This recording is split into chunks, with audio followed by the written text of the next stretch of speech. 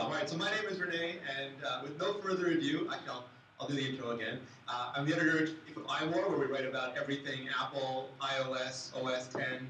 I host a bunch of podcasts, mostly Apple-related, some general technology, some mobile stuff in there. I find Apple a fascinating company. I like the way that they make their products. I believe that they are generally in line with my best interests, and I value the same sorts of things that they value. So it's always been a company that's fascinated me.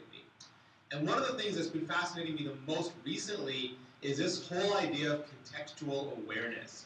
And what I mean by that is our devices, they're called smartphones. When they started, they were kind of really dumb. And step by step, year after year, Apple and other companies are injecting a sort of new kind of smarts into them. And I want to go back all the way to the original iPhone, because Steve Jobs, he made a very good case for sensors going all the way back to the original iPhone. It had a capacitive screen, a multi-touch screen, so it could sense the electricity in our fingers. You could tap a finger on the screen and it would detect that finger. You didn't have to squish two little layers of plastic together like you had to do back in the Trio days to make the resistive touchscreens work. But it was also smart enough to sort of see a little bit beyond itself, and it could tell it doesn't use the fingers the way Nokia does or some other companies do to try to do glove recognition or something. But it can sort of see where the other fingers are, so it can tell not only that you're touching it, but which finger and how your hand is angled. And it makes a very intelligent multi-touch system. It had an eyesight camera on it, so the phone could actually see. It couldn't do much with the little bits of light that it could pull in, but it could make a picture out of them.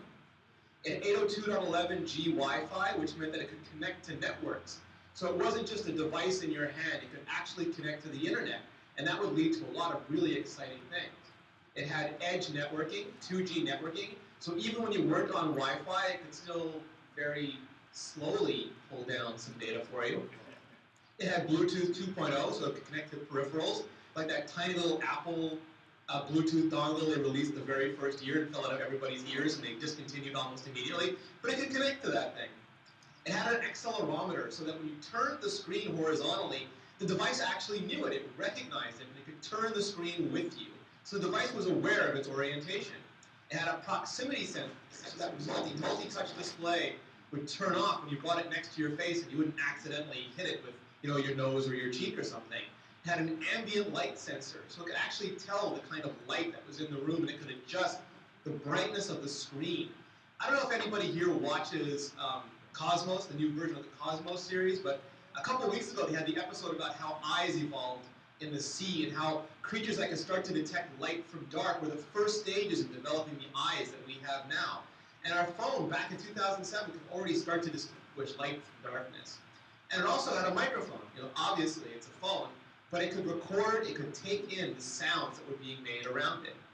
You flash forward a year, you get to the iPhone 3G, and now it's got 3G networking, which is quite a bit faster. But it's also got AGPS, assisted GPS. So it connects to the cell tower. The cell tower does a bunch of pre-crunching. It has GPS satellites in orbit, and it can tell not just the orientation of where the phone is, but it can tell actually where you are in the world. Not down to the millimeter maybe, but down to several feet. It has a really good idea that you're in your house, at the park, at Starbucks. So now the phone can be used for maps and a bunch of other really interesting things. Fast forward again, iPhone 3GS. You get Bluetooth 2.1. You get a magnometer, which is a fancy name for a digital compass. So now it not only knows where you are, but what direction you're facing.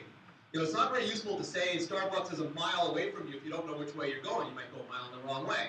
So now it can tell you which way you're facing and which way you need to go. And the camera started getting smarter. It started getting autofocus and auto white balance and auto exposure. So it not only pulled in all this light and started making images out of it, but it could sort of make decisions about that light. It could understand a little bit of what it was seeing. And we got the first version of voice control, which was a really funny looking blue screen that didn't talk very well, but could do very basic things like call people and play music. And that meant that the microphone wasn't just there to record you anymore, but it could start to understand what you were saying and do very simple things based on that understanding. iPhone 4, it brought with it the FaceTime camera. Now there was not only a camera on the back, but a camera on the front. The Wi-Fi went to 802.11n, much faster, much further range. We got a gyroscope. So not only could it tell what orientation it was in, what direction it was in, but it could start to do 3 axes of rotation and determine its own rotation around gravity. So it was becoming a more precise tool. It could understand its place in the universe a little bit better. And it also had a second mic because it wasn't just a phone anymore. It was a video conferencing tool. It could take basic voice instructions, and it could also start canceling out. It could figure out what noise was important, what noise wasn't important, and sort of cancel out the stuff that it wasn't interested in. iPhone 4S. The camera can now do facial recognition. It can not only automatically focus, but it can tell when a person's face is there and figure out that's the important thing. That's what the human behind me wants. And it can pull that out and say, that's the part I'm going to focus in. It got Bluetooth 4.0, which is Bluetooth low energy, which is going to become much more important going forward. It got GLONASS, which is the Russian version of GPS. So it was much more useful to more people around the world, had more satellites to draw on. And it got Siri, which is a little Pixar character in your pocket. It took voice control, added a lot of personality to it, and it could actually do basic, simple functions for you. It wasn't an assistant like a human assistant who had a very wide range of context, but Siri could do sequential inference, which means that if you mentioned something at the beginning of a command and then you came back later to give additional commands, it still understood the context of those commands, understood the relationships. So if I was to say, what's on my appointment today? If I was to say, call my mom, if I was to do any of those things, it would understand I want today or I want my mom as the focal point of the next command. And that was a big improvement for voice control at that point. The iPhone 5 went to LTE networking. It got a third mic, so it could start doing Phil Schiller's favorite thing in the world, beamforming. It could do an even better job of figuring out where you were and making sound good. And it got the Lightning connector. Because the old 30-pin dock connector, as many accessories as we had for it, as fond as we were of it, it had sort of run its course. It had a bunch of legacy pins that weren't even being used anymore. It had pins that had been repurposed not once but twice. It took a master's degree in engineering to even figure out which pins were what anymore. And then you got this very simple, very smart connector that could sort of rearrange itself for almost any task. So you no longer have to worry about having a different pin for FireWire, and a different pin for serial, a different pin for USB. You could just plug it in and let the pins worry about figuring out themselves, with a little bit of chip side logic. iPhone 5S, multi-peer networking. So networking is great provided you can actually get to the network. But what multi-peer does is say, okay, I'm out on my farm, or I'm in an area, my router is down, or I'm inside a building, I don't have good connectivity, but my friend 20 feet away has Bluetooth, I can hop to there. And then he's within Wi-Fi range of someone else, I can go to them. And hey, they're on a router, I can get to the internet. Or if you've been watching a lot of the news lately and you want no part of a monitorable internet, you can actually make multi-hop connections without ever touching the public internet. So it becomes another way, a much more redundant way, a much more flexible way to get your iPhone online. Then we have Touch ID. So for years we had the home button. The home button is fantastic. It's an escape hatch for anyone who's a little bit intimidated by computing. They get confused, they press the home button, bingo, you're back in a known state. But it didn't do anything else. It was a dumb button. Now with Touch ID, it can actually tell who you are. It can scan your fingerprints, convert that into basic math, send that down a secure hardware channel, put that in the A7 processor, secure enclave, and then release a yes/no token. Yes, this person can unlock me. Yes, this person can buy stuff on an iTunes account. Or no, no, no, no, no, I don't know who you are, stay away. Okay. And that allowed it to actually begin to identify us. So we're not just a person holding it anymore. We're a specific person holding it. We got iBeacon, which used the Bluetooth 4.0 to sort of map out not only where we were in the greater world, where GPS was great, but sort of help us around inside where there was no GPS. It could move us, to the closest parking space, or to the right store, or it can start doing other things, like if I'm sight impaired, it can maybe help me through National Park. If I'm at a store and I don't have anyone around to help me, there's no retail customer service person, it can maybe give me information about the products I'm looking at. Then we have the M7 coprocessor, which takes all of the different sort of motion-based sensors, the accelerometer, the gyroscope, the compass, the GPS. It takes all of those things and it just keeps track of them persistently. Because previous to that, you had to fire up the main processor in the iPhone in order for it to do any sort of recording of motion. And that was a big battery drain, so it didn't do it very often. It did it opportunistically. So you'd have huge gaps in its record. The M7 chip could just record that at a very low power level, very quietly, so that at all times the iPhone can have a rough idea of what is happening to it in the world. And then you have CarPlay. And you hear a lot about wearables. We hear a lot about glasses and watches and pins and all these things. But there's also projectables. There's things that aren't on us, but things that go out into the world. And AirPlay and CarPlay are projectables. They take all the stuff that's in our phone, the interface, the apps, and it puts them onto another display. And that's another way for the phone to become more than just what it is by itself. So we take all this stuff, and we put it all together, and what does it start to give us? Well, connected location is one thing.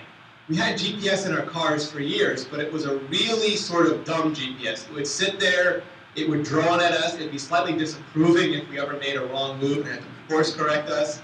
And also, if you wanted to update it, you had to go get an SD card and pay someone $200 and figure out how to put new maps on it. And that is now a relic of the past because we have GPS in our pocket that's always online, that's always up to date. And because it's doing that, it can also do navigation directions that aren't based on static maps, but based upon crowdsourcing. So I have an iPhone in my pocket, 1,000 other people have an iPhone in their pocket. You can start to put together a good map of how things are moving or not moving. And if you're willing to share that kind of data, you can start to get real-time traffic and other really interesting helpful benefits from this kind of technology. You can also do device tracking. If you lose your iPhone, if you misplace it, if it's stolen, if, like me, at least 3-4 times a week it's simply lost in the sofa cushions, you can press a button and it will make a sound and you can find it again. And that's because it kind of keeps track of where it is. And you can also do retail check-in. Before, if you went to an Apple store, you had to go up to the very nice smiling person with the iPad and tell them you were there and they check you in. Now, the GPS knows you're at the Apple store. It can automatically check you in. I mean, whether that's less human or more human, it's a convenience that you can choose to take to avail yourself of if you'd like to. Motion co-processing. So because you have access to all this data, you can use your iPhone as a game controller.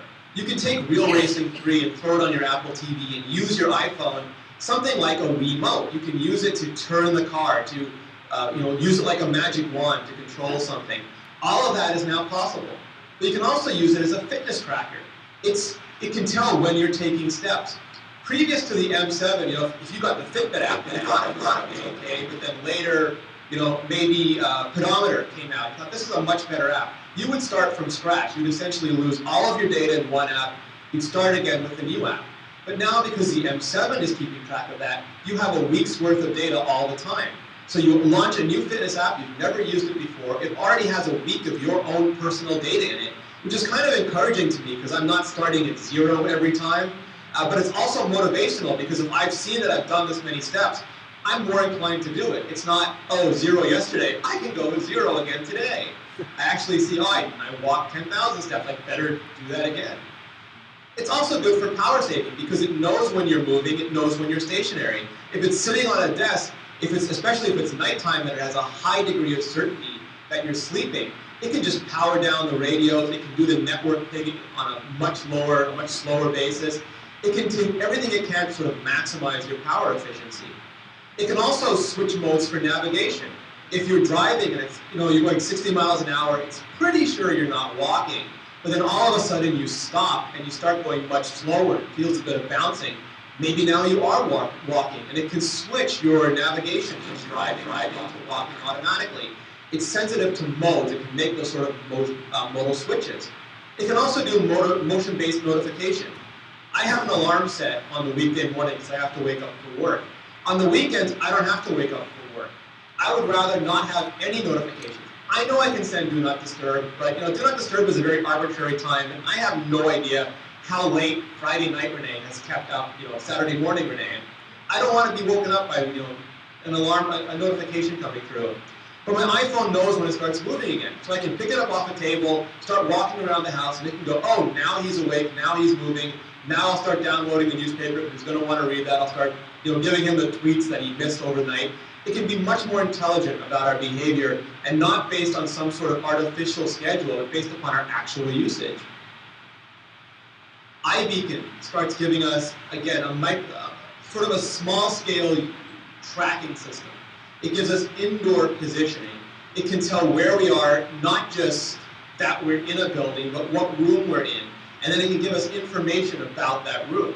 It can give us guided notification. It can trigger our iPhone to tell us things about the building that we're in, whether it's how to find the next parking space, or the history of that statue, or the cost of that shirt and the belt that will go nicely with that shirt and stop your coworkers from making fun of you as much. It can also do proximity notification. So as you get closer to things, it can tell how far away you are. So for example, you can get to a certain distance and it'll start playing a video. And you can get even closer and it can add audio because it knows, hey, you're actually interested in this and you're close enough to hear it. So it can start bringing the world around you, sort of make it alive. Now, there are some drawbacks to that. For example, it can be really annoying. You might not want to walk into a store that's like Minority Report and starts offering you lattes or latest discounts or stuff like that. The opposite of notification is disturbance, and the opposite of information is annoyance. And the good thing is that at least so far, Apple's making it really easy to turn that stuff off. It's just a single switch, iBeacons go dead, and you won't be bothered by them. So it's something that, again, if you choose, like location sharing, if you choose to enable it, you get benefits if you're willing to put up with the cost of those benefits. That brings us to Siri. Siri is a natural language interface. We used to have punch cards. We used to have command line. We have multi-touch now. We have, graphical user interfaces now. We have multi-touch now. Generally speaking, every big advancement in computing has been accompanied by a big advancement in user interface. They've made computers more accessible to more people more of the time. Natural language is different in that there wasn't really a natural language interface that's replacing the multi-touch interface or the GUI, but it's sitting alongside it, and it's allowing us to talk to devices and to talk to computers in a more human way. Instead of typing in commands or clicking mouse buttons or tapping on-screen buttons, you can just talk. You can hold down the home button and say, Siri, take me home. Or Siri, when is my baseball team playing next? Or Siri, find me Italian food tonight. So it will do all the hard work for you using that sequential inference that I mentioned earlier. There's some interesting places that could go. There's always listening. If you look at some of the Google devices, even some standalone navigation devices, they're always listening for your commands. You can say, okay, Google now, and then start talking. And you don't have to press a button. You could have your hands covered in flour. You could be across the room. And you can just take control of your phone. Now, that means the phone is listening to everything you say, because if it's not listening to everything you say, it won't know when you said, okay, Google now. So you have to be willing to put up with something that's always listening to you, and the privacy and security concerns that go along with it. Apple right now does not believe in that. They do not want any part of that. They want you to know that your stuff is your stuff and they're not listening to you. Other companies like Google and some other vendors, they're okay with that as long as you're okay with that. It's functionality we don't have now, but it's potential functionality in the future. Maybe even it would be a choice. You could say, hold down the button, say, Siri, listen to me for 5 minutes. And then for 5 minutes, it will actually take your voice commands and then automatically shut off. But it's a potential. You also have prescience, which Google now is doing as well, which means Siri right now will answer any question you have, but it won't try to predict the questions you haven't asked yet. Google now will try to do that. If it has access to your web history, your email, your travel plans, it will try and send that stuff up before you actually need it because it thinks you're going to find it useful. Apple is experimenting with that a little bit. In Notification Center in iOS, it'll tell you, it keeps track of your recent places, and it'll say, you typically leave for work at this time, there's traffic right now, you might want to leave earlier, but it's incredibly limited. And Apple has no interest currently to sort of crunch all the information about you that it would need to on the servers. It doesn't want your data on their servers. It doesn't want any part of the sort of the risk or the consequences of keeping personal data on servers. So it's something that they might eventually get into, but it's not something they're doing now. But it is a potential for this kind of voice-controlled technology. Eyesight went from being a camera to sort of being an eye. It's got better photography now because of all of the intelligence that's put into it, because of the image signal processor in the Apple A7 chipset and in previous generation chipsets. It can take okay glass. I mean, it's not Nokia glass. It's certainly not Canon DSLR glass. It can take high quality but very small glass and it can pull every bit of information and process every pixel out of that to make it still one of the best cameras available on any mobile device. That's because they're putting all that intelligence into it, the facial recognition, the dynamic exposure, the new automatic HDR. It's making pictures that are better than is possible with just the camera.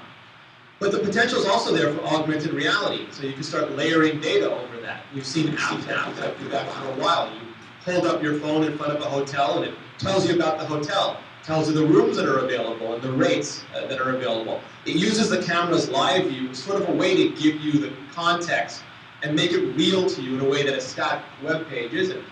It also does product scanning. You can scan an iTunes card. You can scan a barcode in an Apple store through the eyesight camera, and it can detect what that thing is, and it can either add the credit to your account, or it can check you out with that item. And it's because it's smart enough now to understand those kinds of transactions. In the future, Apple bought PrimeSense. PrimeSense made the original Xbox Kinect controller. Could they be doing more face and motion recognition? That's the kind of thing that could make the camera even smarter, because it will not only see faces, but sort of keep track of how they're moving them in space. It could do things, Samsung's ill-fated look away, the video stops playing. Probably not the best use of that kind of technology, but there are probably some very good technologies that could be put together just based on the camera being able to understand movement in 3D space in front of it. And there's also always watching, which Microsoft's new Xbox One Kinect does, which is sort of like always listening, but it's a camera around you all the time. I put giant bits of tape over those kinds of things right now, because I don't want any part of them watching me all the time. But if you really don't care about what it sees, you can avail yourself of the ability to wave in front of it and turn it on, or have it recognize that it's you and not your daughter, or not your son or your significant other.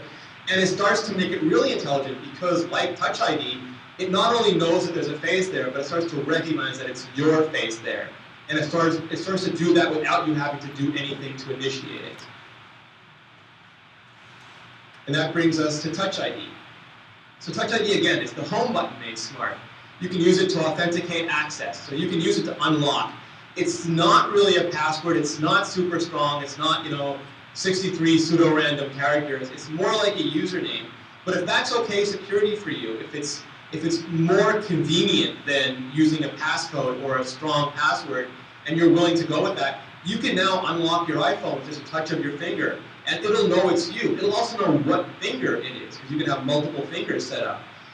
You could, if you're, for example, going on a trip, if you're hiking, if you're mountain climbing, you can program a friend's or a guide's finger in there temporarily, so if anything happens to you, they can get into your phone and contact the people that you need to be contacted. And then you can just erase it again. So you don't have to share passwords, you don't have to share passcodes, but you can use biometrics, which is an easy way to share access to devices. You can authorize purchases on iTunes. What can you do in the future? Maybe you can start expanding those transactions. Right now, there's no really good way to secure that yes or no token. So, apps could theoretically spoof it. So Apple doesn't make it accessible to other applications. Some other vendors like Samsung now has already made an SDK for it.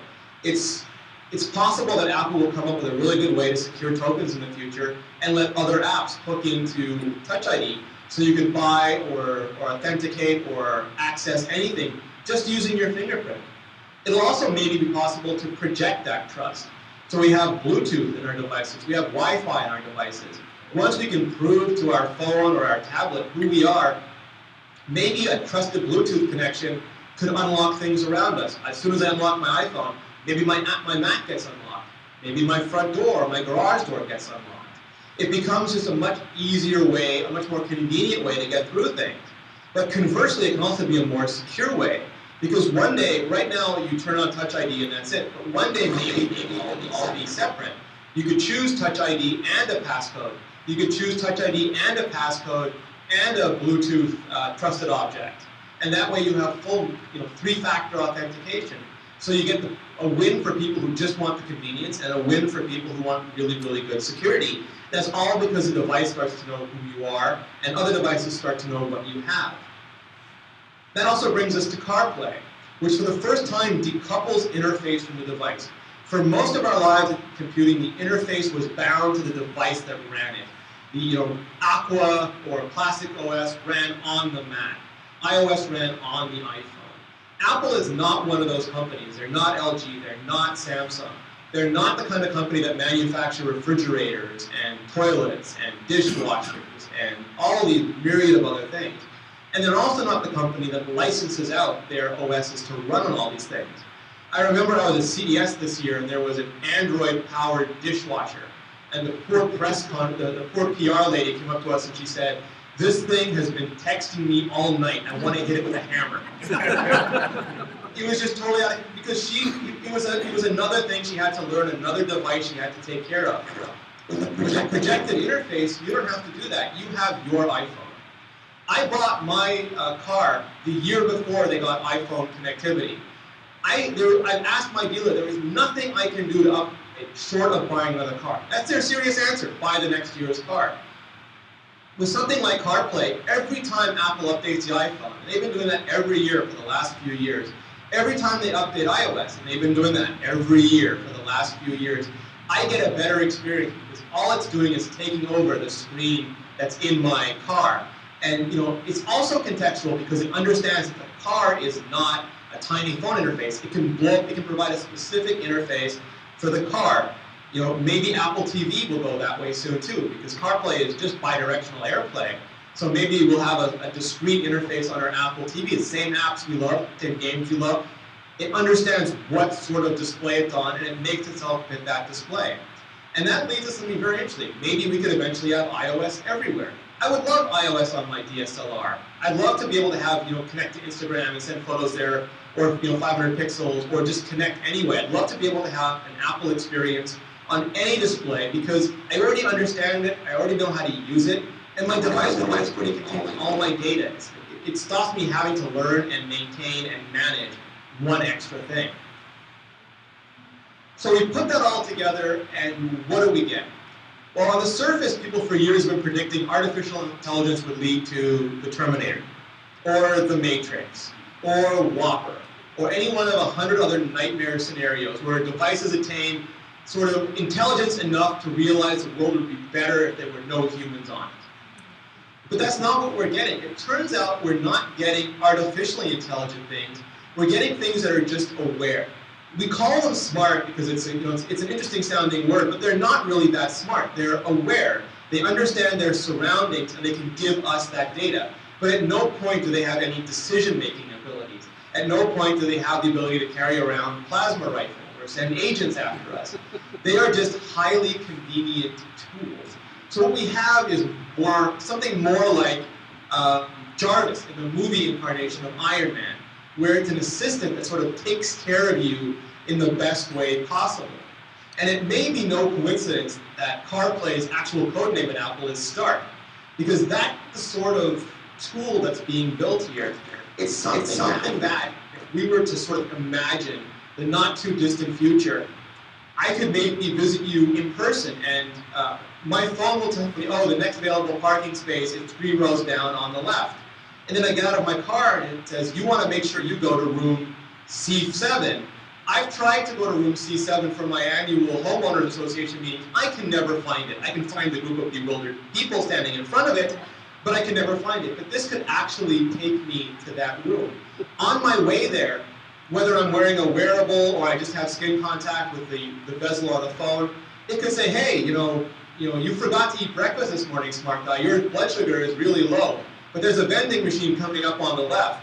And I could go up there, and my phone could authorize a purchase, and a candy bar or nutrition bar, depending on how you feel about junk food, could pop out of the machine, and I could eat it on my way to the meeting.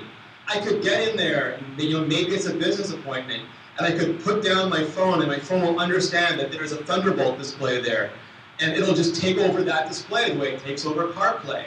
There's a lot of talk about whether OS 10 or iOS will eventually become the same thing.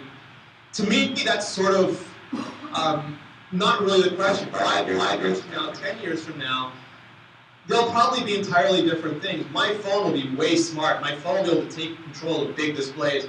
I won't need to worry about whether I'm sitting at OS 10 or iOS. Whatever I'm sitting at will just understand that it's me and give me the capabilities of that device. So I'll sit down there, all my stuff will come up, my slides will come up. Whether it's a tablet or a 27-inch monitor, it'll just be mine. I'll be able to use it for the period of time that I'm there. I can conduct my meeting. Maybe it's running long. Maybe I talked far longer than I thought I would. It would say, hey, now you're not going to be able to make it back to your office in time, and you have this meeting. So I'm busy alerting everybody that you're going to be 10 minutes late. And, you can explain to the boss when you get there, but at least they'll know that you're there. And I can start walking again. I can start listening to my podcast again. It'll just show up on my car when I get in there. And then if I have iOS hooked into all my devices, because Apple's not going to make my fridge, but it might be valuable to Apple and their ecosystem to show people who do make fridges, except for Samsung and LG, that it's the best experience is to have iOS have a really good connection to those things. And it could say, you forgot dog food last night, you forgot dog food the night before. Unless you want to become the dog food, you should pull over at that supermarket and pick it up right now because it's the right time to get it. And I can go pick up that dog food or I can order it and have an Amazon drone deliver it to my house, or whatever is the best solution for me. But my phone will know that I have that need because I told it to it, it remembers it, and it knows where I am and what the time scale is. When the day is up, I can get back home. Maybe I haven't finished the podcast yet. Maybe John Syracuse is going into the third hour of his Iron Man podcast. It'll just transfer to whatever home stereo I have. If there's video, that'll come up on the screen in my living room as I walk by. If I go into the kitchen, the tablet that I have there will pick it up because it'll know that I'm in those rooms. And it'll know that whatever, Apple's not going to make a Nest thermostat, but whatever thermostat does work with iOS, maybe even Nest, will know that it can turn down the heat in the bedroom because I'm in the living room now. Or it can turn down the heat in the living room because I'm in the kitchen now. And in all these ways that aren't really creepy, that aren't really life-threatening, that aren't, a Terminator crushing my skull with its foot, or a giant computer plugging me into a battery, it can provide all these services. And it's not as cool looking yet as 3D holograms in an Iron Man movie. It's not, it can't build me those kinds of suits yet, but it'll be able to do all of those things because it understands context, because it has all of these sensors, and because step by step, very, very slowly, we're getting that capability. And I don't think it's a coincidence that it's slow. I think, yes, it takes the technology a long time to mature. We can do things now that we could never do before. But I had the good fortune of talking to companies like Ford at CES, and they'll tell you that they can do amazing things with cars right now that they don't do because they would just scare the heck out of all of us. So one year you'll get the automatic parking, and then one year you'll be able to say, hey car, come find me. It'll come out of the parking spot and drive up to you. And step by step, they'll be able to make these things more intelligent, and if we're willing to share just as much as we're willing to share, they'll make them more helpful to us. And that's the kind of future that really excites me, and that's the kind of future for Apple that really excites me, because Apple isn't Facebook, they aren't Google, they're not companies whose profit is derived from using me as a product or collecting vast amounts of my information. And I'm not trying to judge them because that's an extremely good business, and for a lot of people, their data is worth much less to them than time or money. So they are more than willing to give companies as much data as they can to get free services and to get really good services, because to them that's a really, really good deal.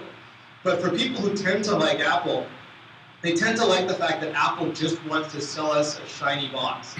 And that's the end of our transaction. With Google and Facebook, you kind of feel like you're getting a free lobster dinner, and then they're sort of leering at you across the table afterwards. Like that's not the end of the dinner, really. Apple's happy if you stick around. They'd love to have coffee and dessert with you if you're going to split the bill with them. They always go Dutch. But they don't require that of you. They don't have any follow-on intentions. You can buy your iPhone, buy your Mac, walk out of the store, and use it without Apple at all if you really, really want to, or at least with a very minimal amount of Apple. And I'm not adverse to all those other things, but I like the fact that a company like Apple is the one who's driving a lot of this technology, because I am more inclined to share data with them just because I don't feel like it's being sold or collected or used for anything beyond just giving me better experiences on my device. So that to me is the contextual awakening that sort of started a long time ago on the Mac, started more recently on the iPhone, but it's just building and building and building with more recent versions. And it's something I really hope we see expanded on with iOS 8 and the OS 10, 10.10, the 310s coming up hopefully at WWDC, because that's the kind of future I really want to live in. And that's it. That is the extent of my Contextual awakening talk. Well,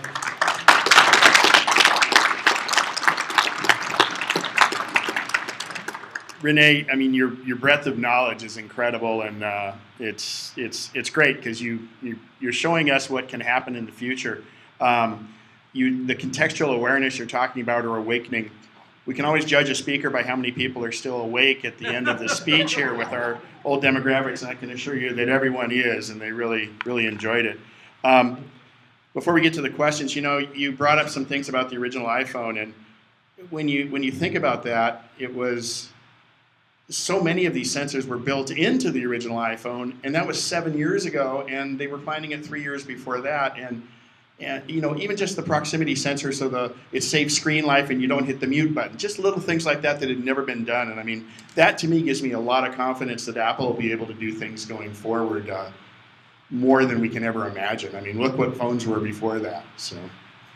Yeah, well, they worked 3 to 4 years ahead. Like when they gave us the original iPhone, they were working on the iPhone 4. When they gave us the original iPad, they were working on the iPad Air. So we can only imagine what they're working on in those labs right now. Exactly. Now you mentioned CarPlay and that remote. How did you the ability for it to control the phone? I look at that as maybe the way for the wearable. You'll essentially have a CarPlay type interface on a wearable where you're just giving it that slight amount of feedback back and forth if the wearables come to be. Apple's probably making a wearable, but Apple, like any company, is bound by the laws of economics and physics. For example, you're not going to have an LTE radio in your Apple Band or Watch because it would burn your wrist. And the battery lasts about 10 minutes.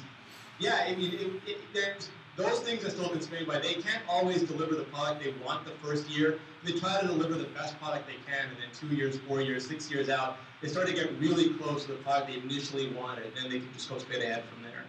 But if it's similar to like the CarPlay interface with low power Bluetooth, you don't really have to have that LTE radio in your wearable because it's connecting through your phone to everything. So.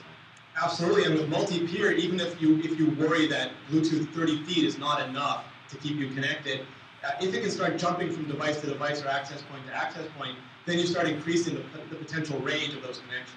So this could be very social. If you want to have better connections, you need to be around a bunch of people. Absolutely. Questions from the audience for Renee? Go ahead, Jerry. And I'll repeat it in case Renee can't hear it. How do you manage the context, the issue between too much context and too much privacy?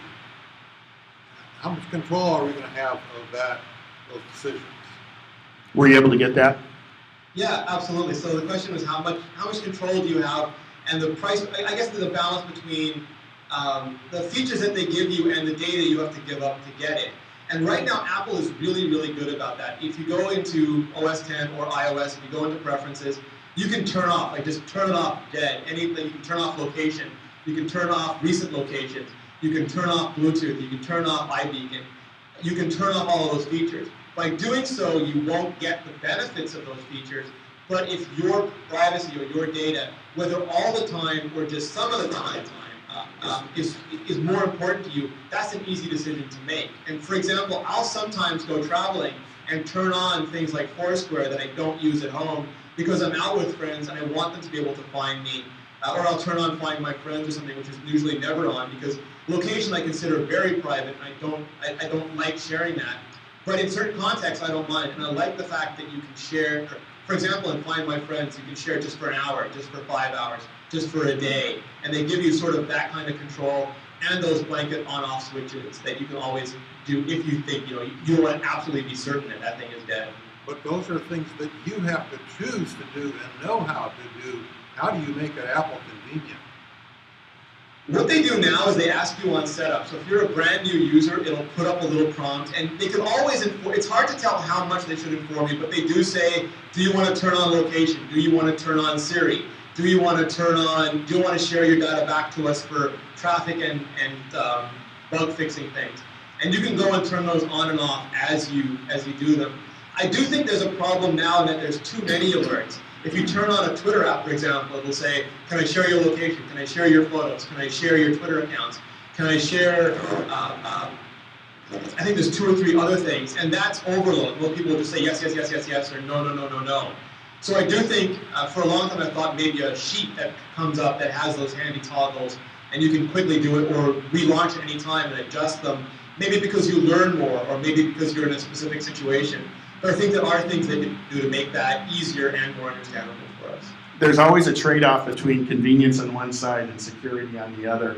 And Apple spells it out pretty well. And again, Apple isn't leveraging that information to make more money. They've made the money off you already, unlike Google and some of the others. I'm not saying Google is bad in that regard, but that's how their whole business model is set up. Any other questions? That was a great question, Jerry. Back in the back, and I'll probably have to repeat it. Apple losing market share on the phones, maybe because of pricing. How do you think that's going to affect it in the future? Were you able to pick that up? Is Apple losing market share on phones? He stated that they're losing market share, and it's because of the price on the phones and what can they address in the future. So Put on your Phil Schiller hat, I guess. That is both new and it's old for Apple. You know, Apple lost market share to netbooks, and they really didn't care because there was no profit in netbooks, and it basically took the bottom out of the computing industry. Phones are subsidized, so the real price is hidden. It's like, imagine you walked into Best Buy and every television set, regardless of size, was $200.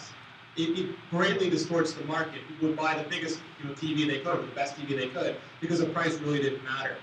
For Apple, though, they tend to stick with premium because they don't want to be the most popular. I mean, they'll take it if they can get it, but their drive is not to sell the most phones. And they say it's to make the best phones, but what really they're after is to make a product that makes customers happy enough that they will pay a premium price for it, that they will see value more than cost.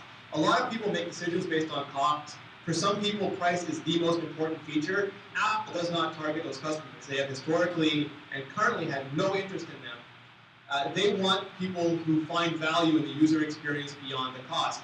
So if they lose market share and it's in tablets because a lot of people in Asia are buying video players that just happen to run Android, they're fine with that. If they're losing market share, even in America or Indonesia, to very low-cost messenger phones, they're fine with that because they're increasing market share currently in the premium handset market. Apple has 0% share of the under $400 phone market, and they don't want any percentage share of that because it's a brutal business. They have, depending on who you listen to, 70 to 85% of the premium share, the share of premium phones. And that's why the iPhone continues to be so profitable. It's more profitable than Google, than Microsoft, and all of their businesses. It's probably one of the most profitable businesses we're ever going to see in the near future. So I think that makes them largely immune to any concerns over market share. And you talk about market share as numbers, but when you talk about market share as profit, they blow everybody else out of the water on the phone. They make almost all the money. And again, I think we know that is changing because there's less and less of the subsidized phones happening out there. But you know, I have confidence that they go in the right direction. And you know, I mean, it's like they call it the Apple tax for the computers, but realistically, would we have anything else? One of the problems with the way smartphones are measured now is that it's a very immature market. If you look at cars, they are segmented. No one says, oh, Chery has a way bigger share of the market than BMW, because it's ludicrous. You know, Chery is an incredibly inexpensive car sold in China. So if they sell more than BMW, no one in their right mind cares. And no one in their right mind should care if your phone that's $100 off contract sells more than the iPhone, because that's what that phone is designed to do. They've made a decision to go for that sort of economics. And they really should be segmented away, like under $400 phones, over $400 phones, what segment of phone they're in. Are they a premium phone? Are they a loss leader? And when you get to mature markets, like maybe, fingers crossed, phones will be one day, we probably won't have to put up those kind of headlines anymore. And if it's a race to the bottom on price, someone's always going to be there to try to undercut you whether they lose money or not. Well, look at the business. I mean, people dumped if anyone here remembers VHS, people dumped VHS. Where are those companies now? They are licensed brands that Walmart uses to make you think their no-name stuff actually has a name. People who dump netbooks, where's their business right now? I mean, they're successful to some degree, but they took an awful hurting by dumping products. So racing to the bottom is an incredibly different business and one that Apple's, again, historically shown no interest in. Any other questions? Go ahead, Gail. This is our founder. She founded MacNexus in October of 1984, so we're coming up on our 30th anniversary. Gail? And I wore this for you because it's... Oh, here, come on. Oh, yes. Here, back up a little. Hi, Gail. Hi. Was So- it Jay Adore? Yes. What I wanted to know is, you talked about the Wemo, and is that secure now, or do you trust it? And what about things like that in the future? I bought one, and then I unplugged everything, and I worry about whether those are going to be secure. Sorry, I missed the first word. What? The Wemo, the Belkin Wemo. Was that the Belkin Wemo? Yes, the Wemo. Oh, so I meant the Nintendo Wiimote. Right, yeah. As a sort of a magic wand controller. Security in general, though, for any attached device, I mean, some people have great reservations about Bluetooth as a secure technology. People have great reservations about NFC as a secure technology. Apple takes this stuff really seriously. Like, when you start looking into Touch ID, the amount of work that went into making that secure, the reason they didn't use a swipe fingerprint reader, like the sort of the standard that's been around for years and companies still use, is because they didn't think it was a good solution. And, like, for example, if you take a Touch ID sensor out of an iPhone, try to swap it with another one, it will never ever work again. If you put the original one back in, because you've disconnected them, it will never work again. That is a locked, sealed connection that only allows you to transfer data from the Touch ID sensor to the A7 chip that it was matched with at birth. And that data is sequestered inside the phone in a specific spot that none of the apps can touch. Absolutely. It's never in RAM, it's never in the higher processors, it's never accessible to any device. And I think that Apple will probably continue. Like you can never stop accident or error. So if someone writes bad code, like go to fail, you can't stop that. That'll happen. And social engineering, if someone tricks you into giving you a password or giving you their connection, or they take your thumb and force it onto the phone, you can never protect against that. But as much as is technologically possible, I think we'll get those kinds of secure connections, because Apple, if anyone had a chance to see the iOS security document, it's amazing the length they've gone to secure as much as they can, as well as they can. And I think they've shown traditionally that they value that highly.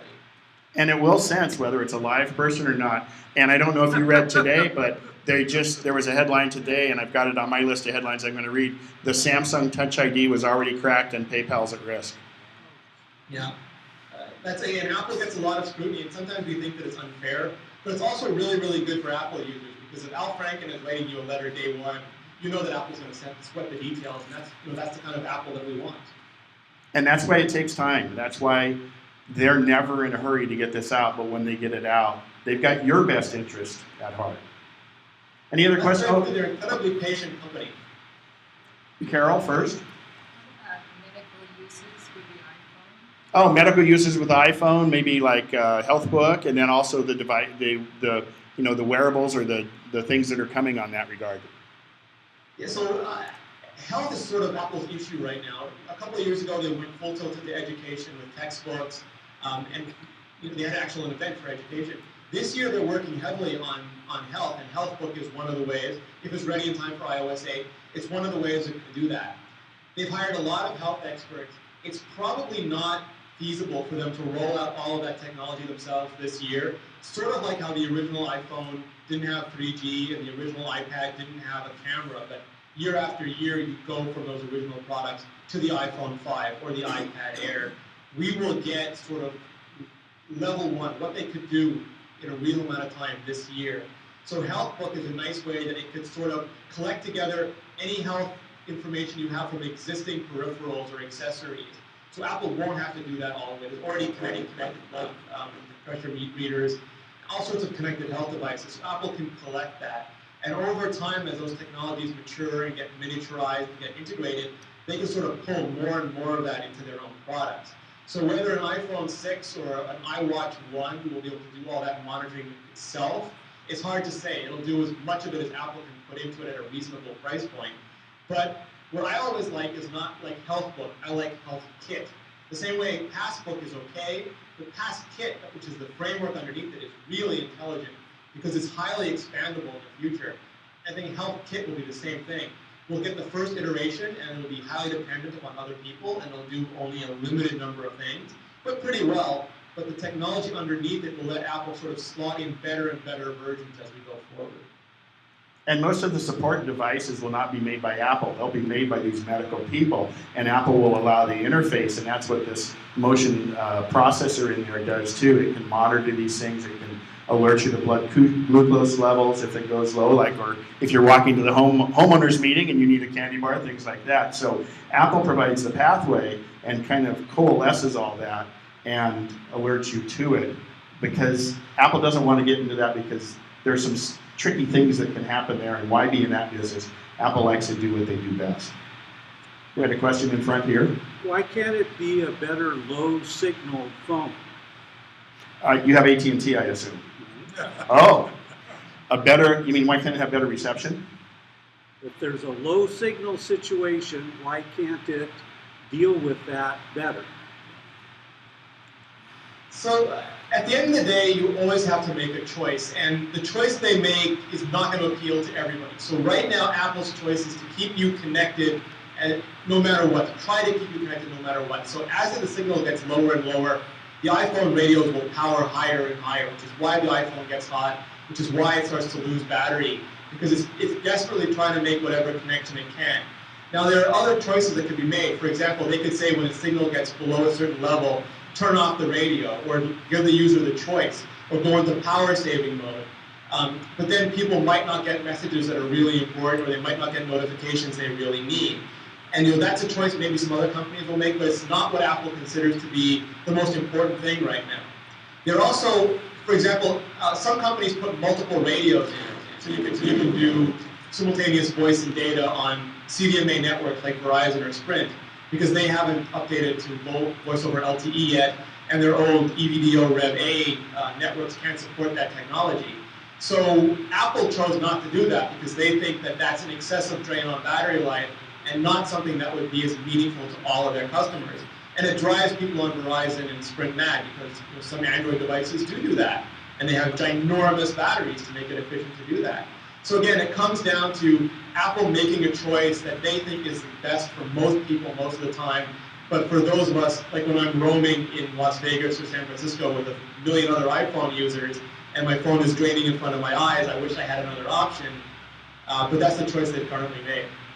And a lot of it has to do with antenna size, and you could do Michael Douglas at Wall Street and have a huge antenna there and you get great reception, but again, it's a trade-off on that, and I really think it lends itself to the carriers are improving that, and especially the LTE, because I have times when I can't make a call, but I can do data, and my data comes over LTE. So I think it's not unique to Apple, but it's also a lot of that revolves on the carrier themselves. And that's a good point too, because LTE, faster is better for a number of ways. And sometimes people think if you turn off LTE, it's better, but actually LTE is really good, because what you always want with a small mobile device is race to sleep. The faster you can move data and shut off a radio, the longer the battery will last. So LTE does things so much faster than 3G that you can do more and shut down faster. That actually saves you, like 802.11n and eventually 802.11ac will be the same thing. You can just shut off Wi-Fi faster. So yeah, Apple wants really thin phones. They want to put their antennas in crazy places, and that has a cost. But hopefully, as LTE becomes more prominent, and voice over LTE especially, they'll be able to drop all those old voice channels. Everything will be a packet, and it'll just free up a lot more data for all of us. Yeah, you'll be using your data very much like a VoIP call over your phone, and that's likely to be more robust than what you currently have on your voice channels. Apple's very slow, remember? He asked when. Conservative. Yeah, Apple's conservative with radio technologies. Like, again, they didn't have 3G on the original iPhone. They didn't have LTE till the iPhone 5. They want really mature chipsets because they really care about thin devices and long battery life, which are usually mutually exclusive things. So they bargain away sort of cutting-edge radio technology as part of the deal to get there. The other thing that's huge you got to remember is Apple walk slowly to get where they are, because when they introduce a new iPhone, they have 10 million of them available the first weekend. And you don't want to have a mistake. So, Al, you had a question back there? Just stretch it. Anybody else? Great. Renee, we got a couple extra minutes. We got like 5 minutes till we do our break. But, I see you on all these podcasts, and I go, your breadth of knowledge is incredible. What's your background? My background is actually highly varied. My father was an IBM engineer when I was growing up. We always had computers around the house. But my mother was an artist, and I actually got into graphic design first. So I worked as a graphic designer and a book designer and a page layout guy for a long time. Then I started doing icons and interface design and enterprise. And then eventually I went into marketing, and I did product marketing for many years. And after a while, it was an enterprise. And I love enterprise, but it's not the most exciting technology. I was in databases specifically. And it's fascinating stuff, but mobile is sort of where all the amazing stuff is happening. So when I had the chance, I sort of switched sides and went into media. And that sort of let me cover all this kind of technology, which I think it's the most radical change we've had in a long time. Oh yeah, it's an incredible time. And again, the iPhone can do more than most of our computers can do, and you really have to realize that. You're up in Canada and it gets pretty cold there, and I noticed you have over your right shoulder a cheese grater Mac there, and that actually works as a pretty good room heater at many times, I can imagine. It's actually supposed to snow again tomorrow, so I'm gonna maybe start rendering some videos so I stay close to the water. Great, Renee. Again, one last question. Go ahead. Is there maybe a big advantage moving forward from the A7 to the A8 chip? Did you hear that? The question was, is there going to be a big advantage over the A8 over the A7? And, there always is a bit, but who knows what's in it, right? Yeah, so the A7 is so far ahead. I mean, we all saw the reaction of Qualcomm and other chip makers. I mean, Samsung makes Apple's chips, and they couldn't get to where the A7 was. They weren't anywhere near it. The A7, I think I was talking to Brian from Nantech, and I was asking him, is the iPhone 5S overpowered or is the iPad Air underpowered? And he said, dude, they are both way overpowered. You could run a netbook off of that chip. So where they go with the A8 is my best guess. And someone like a Nantech is way better positioned to answer this. But my best guess is going to be a next generation A7 because we've already got 64-bit. We've already got the OpenGL ES3. Whether Apple starts introducing their own radio chips, which they don't do currently, their own graphics chips, which they don't do currently, the CPU looks really mature. They can make a better version of it. It'll be a better version of the existing 64-bit Cyclone chip. But they still use Imagination graphics chips. I think they're still using Broadcom radio chips. Maybe there's some Qualcomm in there too. So there's a lot of things they can do to actually make that system on a chip more of an Apple system. Yeah, and the other thing you've seen is when the 5S came out, they put supplemental chips in there to help offload some of that. Like we've always had GPUs for graphics. They have the motion sensor so they can get more specific with that. And when you think about it, I mean, that phone's thin and small, and it's amazing. So. And Google in the Motorola X, they have a context awareness and a natural language coprocessor.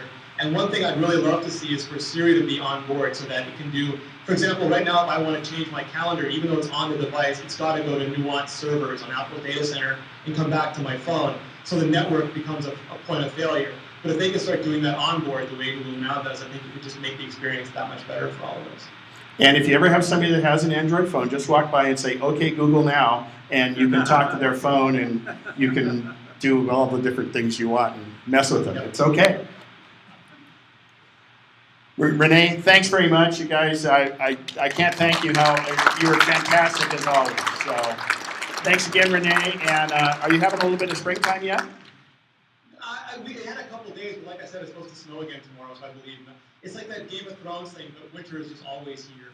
Well, we always try to time it where you're going to be in California near our meeting, but it never works out because Macworld was just a bit ago and stuff. But we'll keep going because it's always nice here in Sacramento. So absolutely. Thanks again, Renee. Have a great evening. Thank you very much. Thank you very much, everybody. It was a pleasure. Bye now.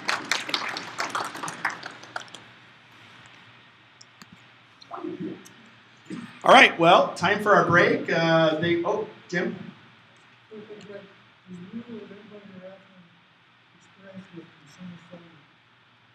Yeah, let's wait for the tech Q&A and stuff after that. Or if you have Consumer Seller here, go see Jim. We'll do the break. I'm going to stop the recording, but then also remind me at the next part to start the recording again. So about 10 minutes or so. Again, see Jim if you've had Consumer Seller.